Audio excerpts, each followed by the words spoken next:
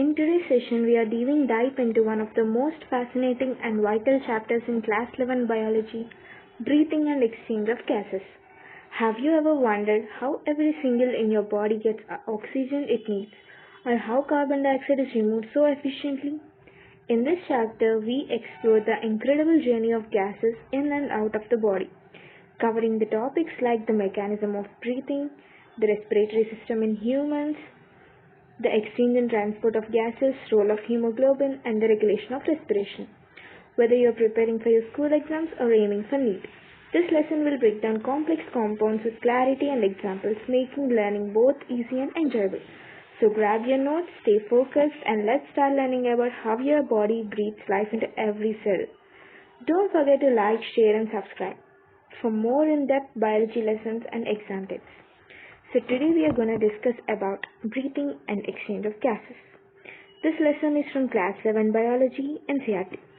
So today's agenda is, let's find out how oxygen is utilized by organisms to break down simple molecules and the main difference between the breathing and respiration.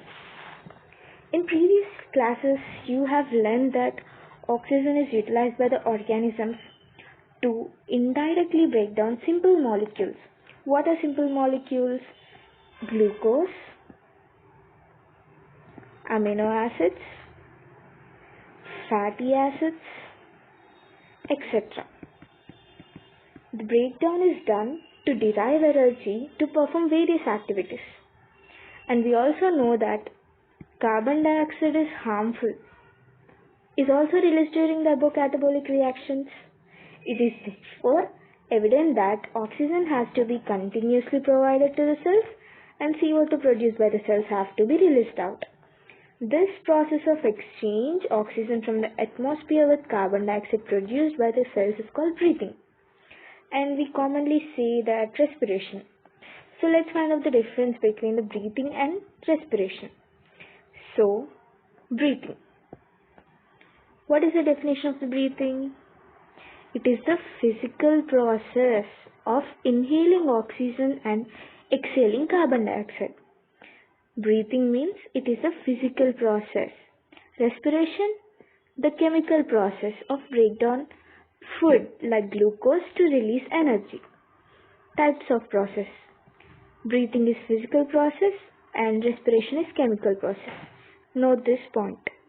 And breathing takes place in lungs, whereas respiration takes place in every cell of the body, and respiration is known as cellular respiration because it takes place in every cell of the body.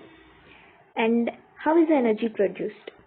In breathing, no energy is produced directly, but whereas in respiration, energy is produced through ATP. You know that ATP is produced through mitochondria in animals. Mitochondria is also known as the powerhouse of the cell. Why? Because it produces ATP through the cellular respiration. So, control. Breathing can be voluntarily or involuntarily controlled. You can control your breath to some extent. But respiration is completely involuntary, automatic at the cellular level. You can't stop respiration because it is involuntary. So, that's all for today's class. In tomorrow's class, we will discuss about the respiratory organs. Thank you.